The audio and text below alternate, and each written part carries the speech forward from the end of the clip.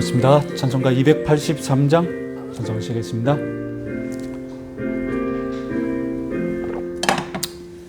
나 속죄함을 받은 후 한없는 기쁨을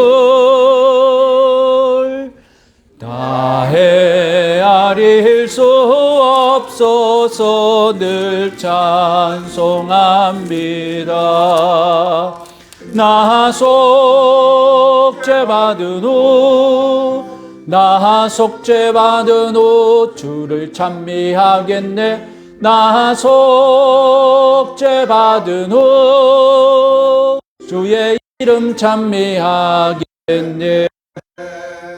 나 속죄함을 받은 후 내 마음이 새로워 주 뜻을 준행하면서 죄 길을 버리네. 나 속죄받은 후 주를 찬미하겠네. 나 속죄받은 후 주의 이름 찬미하겠네. 나 속죄함을 받은 후 성령이 오셔서 하나님 자녀 된 것을 곧 증언합니다. 나 속죄받은 후 주를 찬미하겠네. 나 속죄받은 후 주의 이름 찬미하겠네. 나 속죄함을 받은 후 성령 공로로 내 주의 은혜 입으니 곧 영원합니다. 나 속죄받은 후 주를 찬미하겠네. 나 속죄받은 후 주의 이름 찬미하겠네. 284장입니다.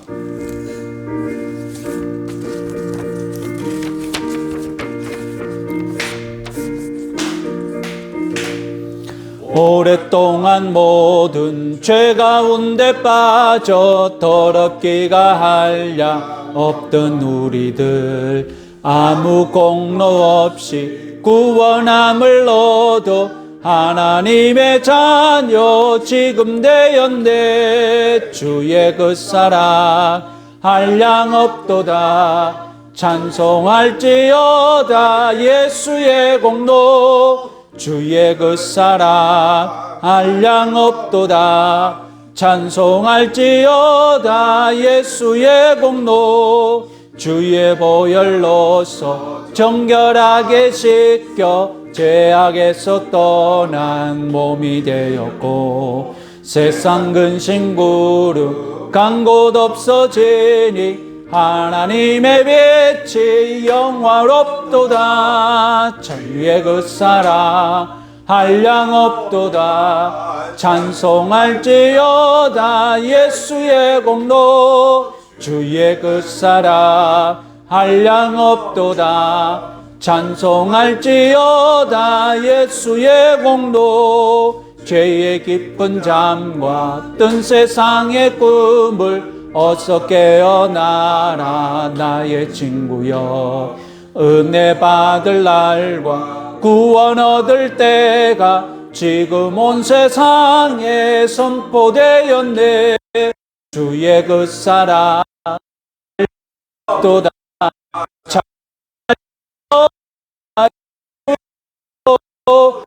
주의 그 사랑 없도다. 찬송할지어다. 예수의 공로.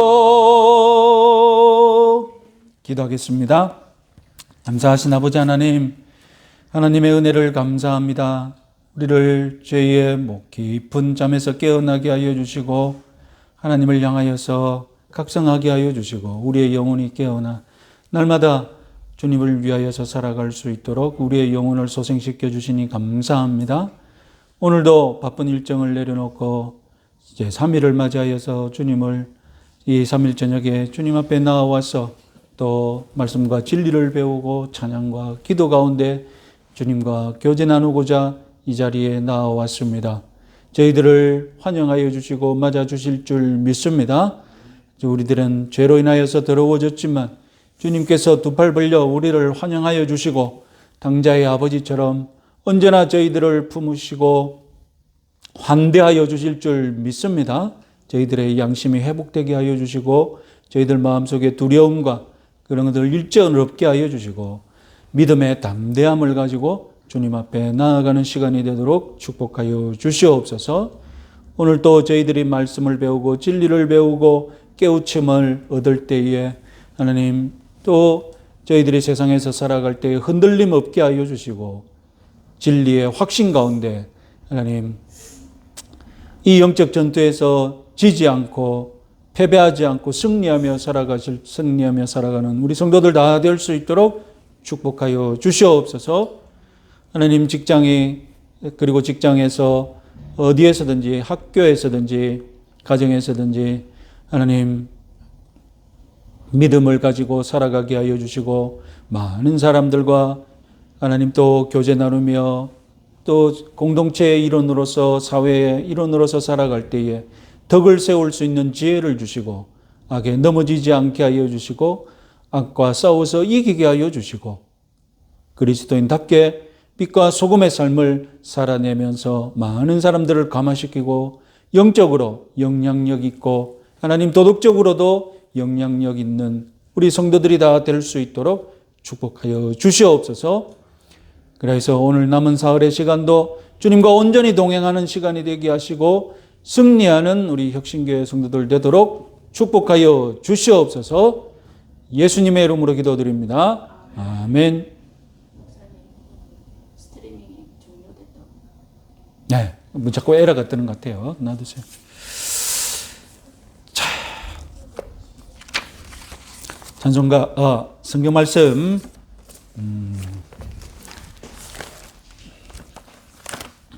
계시록 20장 1절에서 6절까지의 말씀입니다. 계시록 20장 1절에서 6절 계시록 20장 1절에서 6절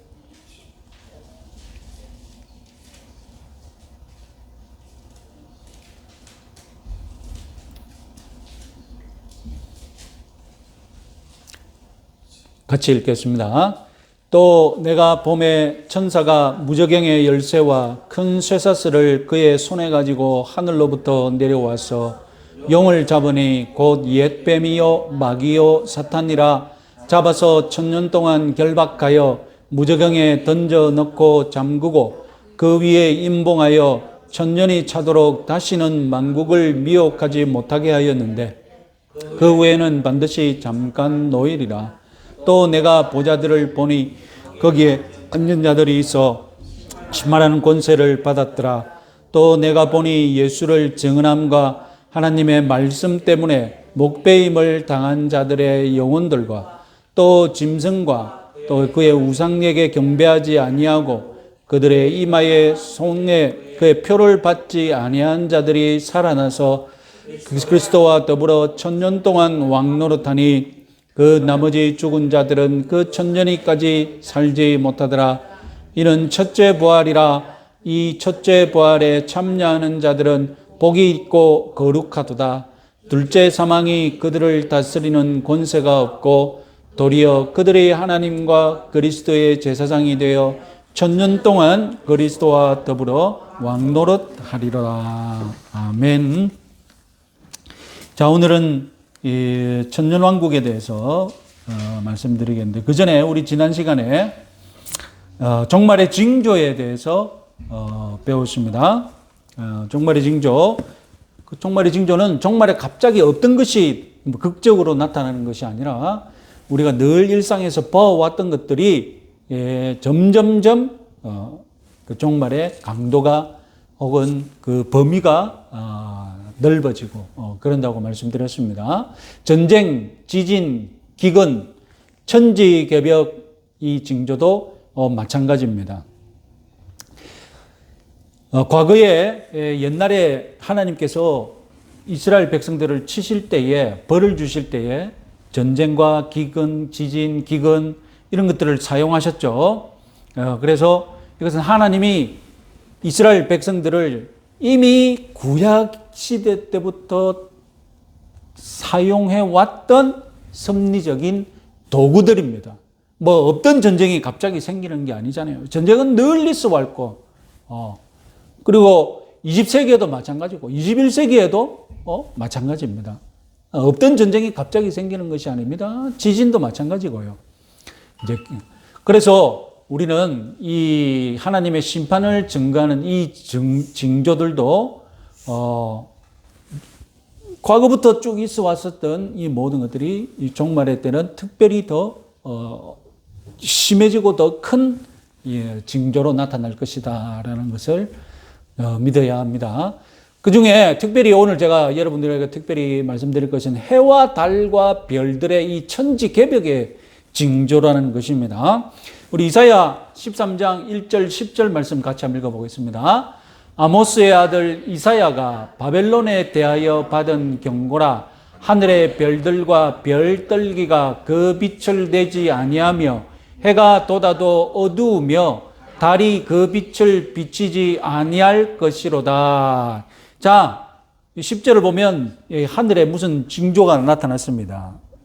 이제 일식이나 월식의 징조가 나타난 것이죠. 그런데 고대인들은 그것을 특별한 징조로 해석했지 않습니까? 세계에서 모든 이들이 일식과 월식을 보면 그것을 이해하지 못했고 이것은 특별한 사변이 일어난다라고 믿었습니다. 그것을 이용하여서 하나님께서 지금 무엇을 하셨느냐? 바벨론이 무너질 것이다. 바벨론 멸망에 대해서 경고를 하면서 무엇이라고 하시냐? 하늘의 별들, 별떨기 그 빛을 내지 아니하고 해가 돋아도 어두우며 달이 그 빛을 비추지 아니할 것이로다. 자, 수백 년 전에 하나님께서 이사야를 통하여서 바벨론을 통하여서 이런 예언을 하셨습니다. 이 예언이 성취되었습니다. 바벨론이 무너졌습니다. 그러면 그때 하늘의 별과 별떨기가 빛을 내지 않고 해가 돋아도 어둡고 달이 그 빛을 비추지 아니할 것이라. 이것도 성취되었을까요? 이 예언이 문자적으로 성취되었습니까? 이 바벨론이 멸망할 때? 바벨론 멸망한 건 성취되었는데 이 예언은 어떻게 된 겁니까? 이 예언은 문자적으로 성취된 것이 아니라 상징적으로 성취되었죠. 바벨론의 하늘이 무너진 거예요. 바벨론 위에 별이 빛을 잃은 거예요. 바벨론의 해가 돋아도 어두워진 것이고, 왜냐하면 나라 자체가 없어졌으니까. 그래서 하늘의 별과 별들기, 만약에 바벨론이 무너졌을 때 이것이 문자적으로 성취되었다면 어떻게 됐겠습니까? 이것이 문자적으로 성취되었다면 바벨론만 무너진 것이 아니죠? 그렇잖아요. 자, 다음 그림을 한번 보겠습니다. 이사야 34장 4절 5절 같이 한번 읽어보겠습니다. 하늘의 만상이 사라지고 하늘들이 두루마리같이 말리되 그 만상의 쇠잔함이 포도나무 잎이 마름 같고 무화과 나뭇잎이 마름 같으니라. 여호와의 칼이 하늘에서 족하게 마셨은즉 보라, 이것이 에돔 위에 내리며 멸망으로 정한 백성 위에 내려서 그를 심판할 것이라. 자, 이번에는 누구를 향한 예언입니까? 에돔 족속을 향한 예언입니다. 에돔 족속을 향하여서 멸망당할 것이라는 예언 이루어졌습니까? 안 이루어졌습니까? 이루어졌습니다. 그러면 하늘 만상이 사라지고 하늘들이 두루마리같이 말린다. 이 예언은 이루어졌습니까? 안 이루어졌습니까? 예? 하늘이 쪼개지고 이러면 이 완전 천지개벽할 일이 난 거잖아요. 그러면 그때 에돔만 망한 것이 아니라 그 근처에 있는 나라들 다, 아니 지구 전체가 지금 위험에 처하는 이 문자로 그대로 된다면 이상한 일이 되잖아요. 그런데 에돔만 망했잖아요. 그럼 이 예언은 어떻게 된 것입니까? 이 예언은 에돔의 하늘이 망한 것이죠.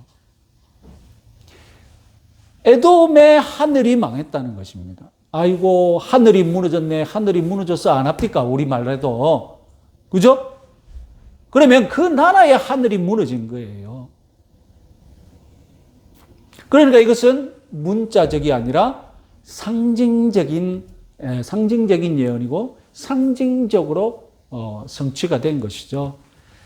자, 다음 에스겔 32장 7절 8절 같이 한번 읽어보겠습니다.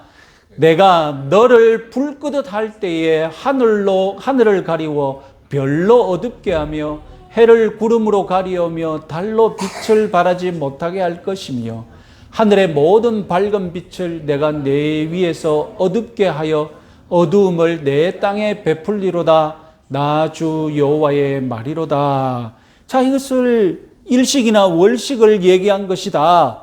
이렇게 풀이를 해도 이것은 누구를 향한 예언입니까? 애굽이 망할 것이라는 예언이거든요. 그럼 애굽이 망할 때 일식과 월식이 동시에 일어났냐? 안 일어났죠, 당연히. 일식과 월식이 동시에 어떻게 일어납니까? 그럼 이 예언은 어떻게 된 것입니까? 애굽이 망한 건 성취되었는데 애굽의 달과 애굽의 해가 빛을 잃었다는 것은 어떻게 되었습니까? 이것도 문자적으로 성취된 것이 아니라 상징적으로 성취된 것이죠. 애굽의 해가 빛을 잃은 것이고 애굽의 달이 빛을 잃은 것입니다. 국가가 망했다는 것을 뭘로 표현한 것입니까? 그 나라의 하늘, 그 나라의 해, 그 나라의 별, 달이 빛을 잃었다는 식으로 표현한 것입니다. 자, 다음 보겠습니다. 사도행전 2장 16절에서 17절 요엘서 2장을 인용한 것이죠. 같이 한번 읽어보겠습니다. 그 후에 내가 내 신을 만민에게 부어주리니 너희 자녀들이 장래일을 말할 것이며 너희 늙은이는 꿈을 꾸며 너희 젊은이는 이상을 볼 것이며 그때에 내가 또 내 신으로 남종과 여종에게 부어줄 것이며 내가 이적을 하늘과 땅에 베풀리리니 곧 피와 불과 연기 기둥이라. 여호와의 크고 두려운 날이 이르기 전에 다음에 해가 어두워지고 달이 핏빛같이 변하는 이와 누구든지 여호와의 이름을 부르는 자는 구원을 얻으리니 이는 나 여호와의 말대로 시온산과 예루살렘에서 피할 자가 있을 것이며 남은 자 중에 나 여호와의 부름을 받을 자가 있을 것이미로다. 여기에서 요엘서 2장 10절을 다시 한번 읽어보면요. 밑에 요엘서 2장 10절 같이 한번 읽어보겠습니다. 그 앞에서 땅이 진동하며 하늘이 떨며 일월이 캄캄하며 별들이 빛을 거두는도다. 자, 이런 표현들도 신약 성경에서도 마찬가지입니다. 이것이 정말로 천지개벽의 징조라면, 천지개벽을 문자적으로 성취한 것이라면 정말로 하늘이 핏빛처럼 물들고 그 엄청난 사변이 일어났다면 그것은 이스라엘만 망한 것이 아니라 지중해 세계, 지구 전체가 위험에 빠진 그런 일이 되겠죠. 이것도 마찬가지로 그 나라의 하늘, 그 민족의 별, 그 민족의 달이 사라졌다. 그 영향을 입는다는 상징적인 것으로 해석해야 합니다. 자, 다음 보겠습니다. 마태복음 24장 29절에 31절 같이 한번 읽어보겠습니다. 그날 환란 후에 즉시 해가 어두워지며 달이 빛을 내지 아니하며 별들이 하늘에서 떨어지며 하늘의 권능들이 흔들리리라. 그때에 인자의 징조가 하늘에서 보이겠고 그때에 땅의 모든 족속들이 통곡하며 그들이 인자가 구름을 타고 능력과 큰 영광으로 오는 것을 보리라. 저가 큰 나팔 소리와 함께 천사들을 보내리니 저희가 그 택하신 자들을 하늘 이 끝에서 저 끝까지 사방에서 모으리라. 자, 이런 구약의 예언 언어들을 예수님도 그대로 가져오셔서 어떻게 말하고 하십니까? 해가 어두워지고 달이 빛을 내지 아니하고 별들이 하늘에서 떨어지며 하늘의 권능들이 흔들릴 것이다 라고 얘기하셨습니다. 이것은 문자적으로 동시에 이런 천지개벽할 일이 일어난다는 뜻이 아닙니다. 일어난다면 이것은 지구 전체가 무너지고 말 일이 되겠죠. 자, 이것도 상징적으로 해석해야 됩니다. 이스라엘 땅에, 이스라엘 민족의 예루살렘에, 유대 민족의 하늘이 무너지는 일로 해석을 해야 됩니다. 자, 다음 보겠습니다. 계시록 6장 12절에서 17절. 내가 보니 여섯째 인을 떼실 때에 큰 지진이 나며 해가 총담같이 검어지고 온 달이 피같이 되며 하늘의 별들이 무화과 나무가 대풍에 흔들려 선과 실이 떨어지는 것 같이 땅에 떨어지며 하늘은 종이 축이 말리는 것 같이 떠나가고 각 산과 섬이 제자리에서 옮기우며 땅의 임금들과 왕족들과 장군들과 부자들과 강한 자들과 각종과 자주자가 굴과 산 바위 틈에 숨어 산과 바위에서 이르러 우리 위에 떨어져 보좌에 앉으신 이의 나체서와 어린 양의 진노에서 우리를 가리우라. 그들의 진노에 큰 날이 이르렀으니 누가 능히 서리요 하더라. 자, 앞에 다시 한번 봅시다. 앞에 보시면 큰 지진이 나고 해가 총담같이 검어지고 이제 해가 블랙이 되는 일식이 일어난 거죠. 온 달이 피같이 되며 이것은 무엇입니까? 블러드 문이라고 들으셨습니까? 월식인데, 월식 맞죠? 월식인데 특별히 어떻게 변하는 겁니까? 핏빛으로 변하는 월식이 있거든요. 블러드 문이라고 하지 않습니까? 그런 일이 일어나고 일식과 월식이 또 같이 일어나고 하늘의 별들이 무화과 나무 대풍처럼 흔들리고 이런 일이 동시에 문자적으로 그대로 일어날 수 있느냐? 그것보다는 이것도 상징적으로 그런 만큼의 천지개벽할 일이 일어난다는 식으로 해석을 하셔야 됩니다. 자, 이제 다 했죠. 오늘 이제 드디어 천년왕국에 대해서 말씀드리도록 하겠습니다. 천년왕국은 오늘 우리가 읽었던 계시록 20장 1절에서 6절 말씀에서 천년 동안 그리스도와 더불어 왕노릇한다. 이 본문에서 유일하게 신약 성경, 구약 성경을 통틀어서 천년 동안 천년왕국을 언급한 유일한 구절입니다. 여기서 보시면 1절과 3절은 사탄이 천년 동안 결박되었다라는 그 사실을 예언을 합니다. 1절에서 3절은 사탄이 천년 동안 결박된다. 그리고 천년이 끝날 때쯤 사탄이 풀려날 것이다. 이것이 1절에서 3절에서 얘기하고요. 4절에서 6절은 그 기간 동안 어떤 사람들이 천년 동안 그리스도와 함께 살면서 통치할 것이다 라고 예언합니다. 4절에서 6절까지의 말씀 중에 예수 그리스도와 함께 통치하는 자들의 정체가 소개되어 있죠. 무엇입니까? 예수를 증언함과 하나님의 말씀 때문에 목배임을 당한 자들의 영혼들과 또 짐승과 그의 우상에게 경배하지 아니하고 그들의 이마와 손에 그 표를 받지 아니한 자들, 이들이 예수 그리스도와 천년을 통치한다는 것입니다. 자, 여기서 이제 이들이 누구냐? 예수 그리스도와 천년 동안 통치할 이들이 누구냐? 이 정체를 두고 이제 해석이 갈리겠죠. 그리고 천년 동안 통치한다는 것을 문자 그대로 해석할 것이냐, 아니면 상징적으로 해석할 것이냐. 여기에 따라서 또 나뉘겠죠. 그래서 이렇게 해서 천년 왕국에 대해서 주류 주로 크게 이 네 가지 이론이 있습니다. 네 가지 경향이 있습니다. 크게 말하자면 천년왕국 전에 예수님의 재림이 있다. 천년왕국 전에 예수님 재림이 있다면 어떻게 되는 것입니까? 천년왕국 전 재림이라고 해서 그걸 뭐라고 한다고요? 전천년설이라고 합니다. 천년왕국 전.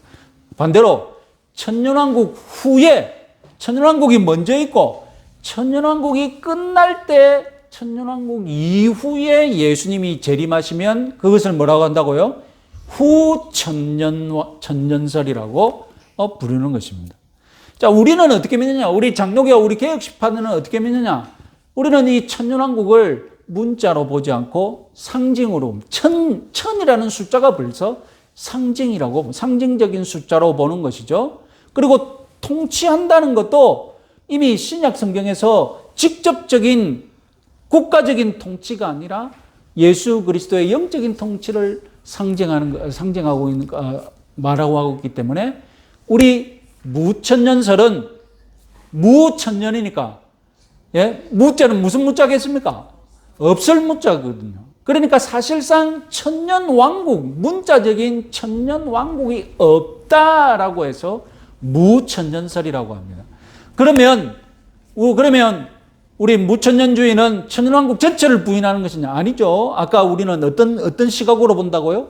상징적으로 보니까 예수 그리스도께서 통치하시는 것을 왜 부인합니까? 지금 예수 그리스도께서 영적으로 교회를 통하여서 통치하고 계신다. 그래서 지금 교회 시대가 곧 천년왕국 시대다라고 우리는 믿는 것입니다.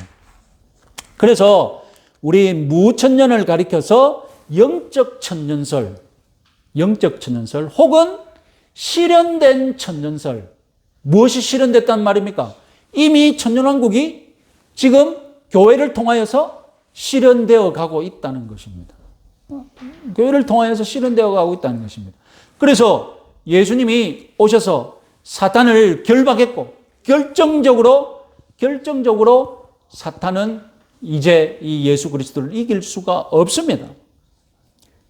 그래서 마지막 때에 이 예수님 재림 직전에 적 그리스도가 나타나서 이 교회를 시험할 때에 예수님이 재림하시면서 그리고 일반 부활, 일반 심판이, 왜 일반이라는 말을 썼습니까? 지난번에 말씀드렸죠. 일반이라는 말이 의미하는 바가 무엇입니까? general.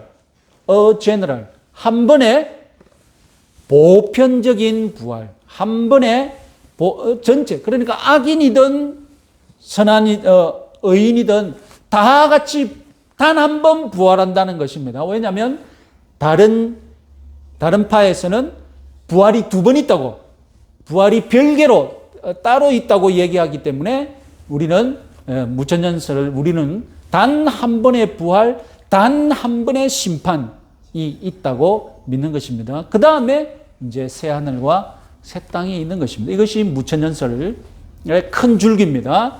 자, 다음은 우리 개혁파 중에 후천년설을 믿는 사람도 소수지만 있습니다. 후천년설은 무엇이냐? 자, 아까 말씀드렸듯이 후천년이니까 천년왕국 후에 무엇이 있다는 것입니까? 천년왕국 후에 예수 그리스도 재림인데 무천년과 똑같은데? 우리 무천년도 교회 시대가 끝나면 예수님이 재림한다고 했지 않습니까? 그래서 여러분 후천년설과 무천년설은 크게 다르지 않습니다. 결정적인 차이가 있는데 결정적인 차이가 무엇이 있겠습니까?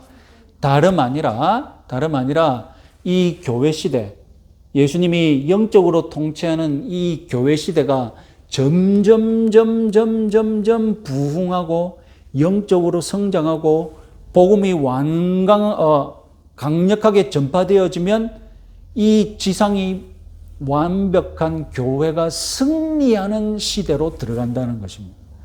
그래서 처음에는 영적 통치였는데 천년왕국이 영적으로 통치하고 예수 그리스도가 교회를 통하여서 영적으로 통치하는 것처럼 우리 무천년과 똑같은데 처음에는 똑같은데 나중에 점점점 재림에 가까워지면 무슨 일이 일어난다고요?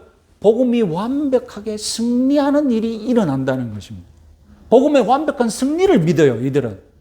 그래서 천년은 예수님이 재림하기 전에 무엇이 이 땅에 이루어진다고요? 소위 황금 시대가 이루어진다라고 믿는 것입니다. 황금 시대가 이루어지는 것이 곧 지상의 천년왕국이죠. 그러니까 처음에는 상당 기간 동안은 교회를 통하여서 예수 그리스도가 영적으로 통치하다가, 이것은 우리 무천년과 똑같죠? 우리 무천년과 똑같습니다. 우리도 후천년을 믿습니다. 왜냐하면 천년 후에 예수님이 재림하시니까. 그런데 우리 무천년과 후천년의 결정적인 차이는 무엇입니까? 예수님 재림 직전에 어떻게 된다는 것입니까? 예수님 재림 직전에 후천년설은 황금 시대가 지상에서 이루어진다. 그래서 예수님 재림 전에 지상에서 천년왕국이 이루어진다. 그때의 천년왕국은 꼭 천년을 가는 왕국이 아니라, 꼭 천년짜리 왕국이 아니라 말 그대로 지상 낙원이 이루어진다라고 믿는 것입니다. 이 개혁판에도 후천년설을 믿는 그런 소수의 무리들이 있습니다. 이 후천년 황금 시대가 이루어지는 이 종말론은 어떻게 해서 탄생되었느냐? 어느 때에 이런 종말론을 가지기 쉽겠습니까? 네? 황금 시대가 이루어져서 복음이 완벽하게 승리할 것이다. 어떤 시대에 이런 미래를 예상하기 쉽겠습니까? 네? 지금 여러분들은 그렇게 예상할 수 있겠습니까? 지금 여러분들은 예상하죠. 그렇습니다. 지금은 후천년설을 잘 안 믿습니다. 그런데 어느 시대에 후천년설을 믿는 사람들이 많았어요. 어느 시대였을까요? 네? 어느 시대에 이 후천년설이 많았을까요? 주위를 둘러보면 막 부흥이 일어나고, 주위를 둘러보니까 부흥이 일어나고 회개하는 사람들이 막 웬만하면 다 회개하고, 복음 전파하면 막 잘못했다고 울고불고 난리 나고, 그런 때가 있었거든요. 미국 같은 경우에는 18세기, 17세기 대각성 시대 때, 대각성 시대 때 우리나라에도 20세기 초 같은 경우에는 부흥이 막 일어나고 있지 않습니까? 그러니까 지금 막 부흥이 일어나고 복음이 선포되어지고 하는 거 보면 영혼들이 거꾸로지고 울고불고 난리 나니까 그때의 미래를 예상하자면 어떤 예상이 됩니까? 이렇게 가다 보면 어떻게 될 거라고요? 이렇게 복음이 부흥되고 전파되다 보면 이 세계 전체가 곧 다 완벽하게 복음이 다 뒤집어 놓겠구나. 그런 미래를 예상할 수 있지 않겠습니까? 그래서 후천년설이 그때 많이 생겨났고, 그리고 이 후천년주의자들은 지금은 미래를 그렇게 보지 않잖아요. 그러니까 지금은 이제 후천년자들이 적을 수밖에 없죠. 자, 이것이 우리 이제 개혁파 장로교가 주로 믿는, 장로교의 주류는 뭐라고요? 장로교의 주류는 무천년주의. 그죠? 소수파는 뭐라고요? 소수파는 후천년주의. 사실 똑같습니다. 거의 똑같습니다. 무천년주의와 후천년주의는 똑같은데 결정적인 차이가 무엇이라고요? 후천년설은 예수님 재림 직전에 이 땅에 무엇이 이루어진다고요? 지상의 천년왕국 황금 시대가 이루어진다라고 예상하는 것입니다. 자, 이제 전천년주의를 보겠습니다. 자, 그러면 천년왕국 전에 예수님이 재림하신다는 것이죠. 그죠? 천년왕국 전에 예수님이 재림하신다. 그것이 전천년왕국입니다. 그래서 표를 보시면 이제 조금 복잡해지죠. 천년설부터 이제 전천년설부터 복잡해집니다. 그래서 영적 전투, 교회 시대가 끝날 때쯤 적그리스도가 일어나서 대규모 배교를 일으킬 것이다. 이것까지는 똑같습니다. 그러면 전천년왕국과 결정적인 차이는 무엇이냐? 다름 아니라 이때 천년왕국 전에 재림이 일어나서 이때는 성도만 부활한다. 성도만 부활한다라고 믿습니다. 그리고 이스라엘이 회복된다. 이스라엘이 회복됩니다.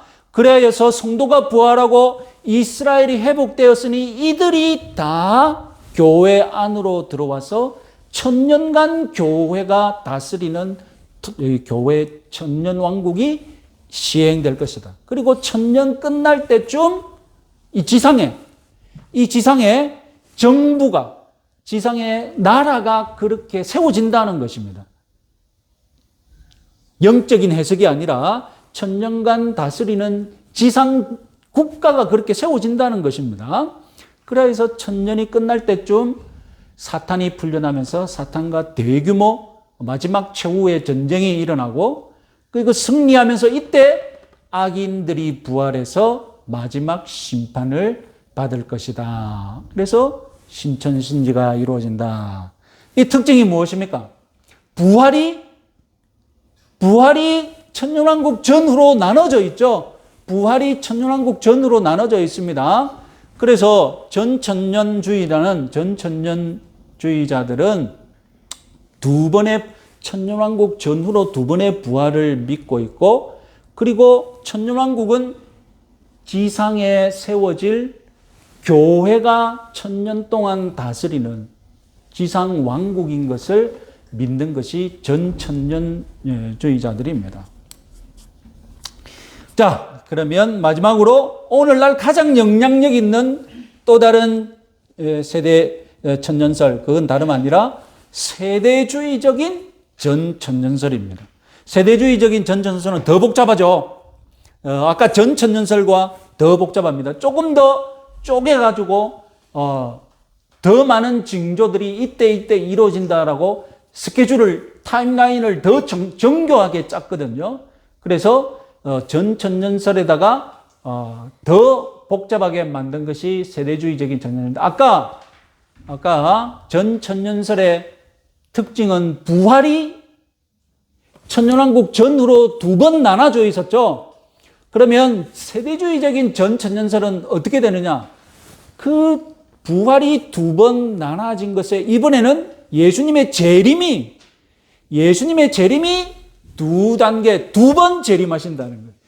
그래서 7년 대환란 전후로 예수님이 공중까지만 재림하고 지상 재림은 안 하고, 그리고 7년 대환란이 끝나면 그때 지상까지 내려오는 지상 재림이 있을 것이다 라고 믿는 것이 세대주의적인 전천년왕국입니다. 자, 보시면 아까 전천년설과 다른 것이 무엇이냐? 전천년설과 다른 것이 무엇이냐면, 천년왕국을 다스리는 주체가, 전천년설은 천년왕국을 다스리는 사람이 누구라고 했습니까? 교회라고 했지 않습니까? 교회. 그러면 세대주의적인 이 전천년설주의자들은 천년왕국을 다스리는 주체를 누구라고 하느냐? 다름 아니라 유대왕국입니다. 유대인들. 이스라엘이 국가적으로 부활해서 이스라엘이 다시 재건되었기 때문에 그 천년에 다스리는 주체가 누구냐? 다름 아니라 유대왕국입니다. 유대인들입니다. 예수님이 다윗의 보좌에 앉아서 유대인들과 함께 천년을 다스린다는 것입니다. 그럼 교회는 어떻게 되느냐? 아까 전천년설은 교회와 이스라엘이 같이 천년왕국을 다스린다고 했는데, 지금 세대주의적인 천년설은 교회는 없고 유대인들만 다스린다고 했지 않습니까? 그럼 교회는 천년 동안 어디가 있느냐? 교회는 천년 동안 휴거예요. 휴거 해가지고 저 아직 하늘나라에 있어요. 휴거 아시죠? 예수님이 공중까지만 내려오시면, 그때 있었던 이 성도들이 공중에 올라가서 예수님 만나야 되거든요. 그러니까 어떻게 된다는 겁니까? 다 순식간에 사라진다. 그 휴거 영화 보면 순식간에 다 성도들이 다 사라지잖아요. 진짜 성도들이 다 사라지잖아요. 그래서 휴거를 당한 성도들은 예수님과 함께 어디에 가느냐? 하늘의 천상에 가서 어린 양의 혼인잔치를 천년 동안 즐기는 거예요. 그러니까 이 지상에는 참 성도들이 없죠. 지상에는 참 성도들이 없고 7년 동안 대환란이 일어납니다. 그래서 어린 예수님과 어린 양의 혼인잔치를 1000년 동안 즐기다가 이제 천년왕국이 끝나면 다시 예수님이 7년 동안 7년 대환란이 있을 때 7년 동안 예수님과 저 위에서 어린 양의 혼인잔치를 즐기다가 7년 대환란이 끝나면 이제 예수님과 함께 재림한다라는 것이 되겠습니다. 그래서 이런 차이가 있습니다. 그래서 세대주의자도 대환란 휴거가 재림 전에 있느냐, 그래서 환란 전 휴거설, 아니면 휴거가 환란 중에 있느냐, 환란 중 휴거설, 그리고 휴거가 환란이 끝나면 있느냐, 환란 후 휴거주의자, 이렇게 세대주의자들도 의견이 여러 가지로 갈리는데 가장 많은 주류는 다름 아니라 환란 전 휴거설을 믿는 것이죠. 자, 이렇게 해서 저는 이렇게 해서 끝나려고 했는데 우리 세대주의에 관하여서 마지막으로 다음 시간에 마지막으로 한 번만 더 세대주의만 집중적으로, 오늘날 너무 많은 사람들이 세대주의에 당하고 있으니까 그냥 세대주의를 우리 개혁파와 세대주의가 너무나 다른데 어떻게 이렇게 세대주의에 빠져가지고 지내는지 좀 더 경고하고 여러분들을 각성시키기 위해서 이제 마지막으로 세대주의 종말론, 세대주의 자체에 대해서 그리고 세대주의 종말론에 대해서 마지막으로 한 번 더 말씀드리고 마치고자 합니다. 자, 마지막 표 보시면, 자, 성경 해석, 성경을 어떻게 보느냐, 성경을 어떻게 해석하느냐, 그 태도, 그 관점, 그 어떤 안경을 쓰느냐에 따라서 결국 천년왕국 신앙이 결정되거든요. 그래서 보시면 성경을 문자 그대로 해석을 하면 전천년주의를 믿게 됩니다. 문자 그대로 해석을 하면 전천년주의를 믿고, 성경을 상징적으로 해석하면 무천년설을 믿게 됩니다. 그리고 이 문자주의와 상징주의가 반쯤 섞이게 되면 무엇을 믿게 됩니까? 후천년설을 믿게 됩니다. 예. 그래서 이것은 결국 내가 성경을 어떻게 해석할 것이냐. 내가 문학적으로 될 수 있으면 문학적으로 봐서 이 2000년 전이라는 기록된 그 시대의 그 예언 스타일, 예언 그런 전통 이런 것들을 다 인정하고 상징적으로 해석하면 이제 저처럼 우리 개혁파처럼 무천년주의를 믿게 되는 것이고, 아니다, 성경은 문자적으로 해석해야 된다. 예. 그래서 그러면 하늘이 돌돌돌 말리는 것은 어떻게 해석하겠습니까? 아까 하늘이 하늘이 찢어지고 돌돌돌 말린다고 했는데 그런 예언들은 어떻게 해석할 것입니까? 진짜로 그렇게 되면 큰일 나지 않습니까? 예. 그런 일이 어떻게 벌어져? 하늘이 어떻게 돌돌돌 말립니까? 그런 것은 문자적으로 해석해서는 안 되는 거거든요. 예. 그래서 문자주의로 해석하는 사람들은 전천년주의, 그리고 여기서 더 문자적으로 해석하면 말 그대로 예외 없이 문자적으로 해석하면 세대주의적 전천년설로 빠지게 되는 것입니다. 그래서 가장 극단적으로 문자적으로 해석하는 사람들이 누굽니까? 세대주의적인 전천년설이고, 다음에 전천년설, 이제 상징적으로 조금 저쪽으로 가면 후천년설, 마지막으로 무천년설, 이렇게 믿게 되는 것입니다. 자, 이렇게 해서 이제 우리 다음 시간 세대주의만 단 하나 남겨놓고 천년설까지 살펴보았습니다. 하나님께서 지금 우리 무천년설의 신앙은 무엇입니까? 하나님께서 예수 그리스도를 통하여서 지금 이 땅을 영적으로 통치하고 있다라는 것입니다. 그리고 이것이 예수님의 재림으로 완성되어서 우리는 그때에 단 한 번의 부활과 단 한 번의 최후의 심판을 통하여서 신천신지에 들어갈 것을 믿으시기 바랍니다. 네. 자, 이런 종말 신앙을 가지고 우리 오늘 은혜 받은 대로 우리 주여 한번 외치면서 우리 10분간 개인 기도하는 시간 갖겠습니다.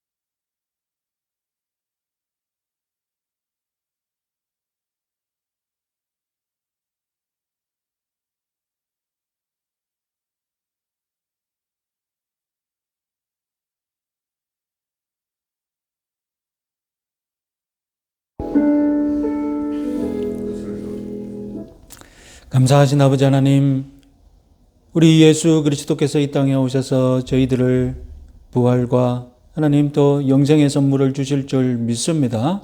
이 신앙으로 승리하게 하여 주시고 흔들리지 않게 하여 주시고 하나님 이 땅에서 살아가는 동안 정말 진리를 사랑하며 말씀대로 하나님 우리 개혁신앙의 모든 유산들을 하나님 잘 믿고 고백하는 우리 성도들 다 될 수 있도록 축복하여 주시옵소서. 감사하고 예수님의 이름으로 기도드립니다. 아멘.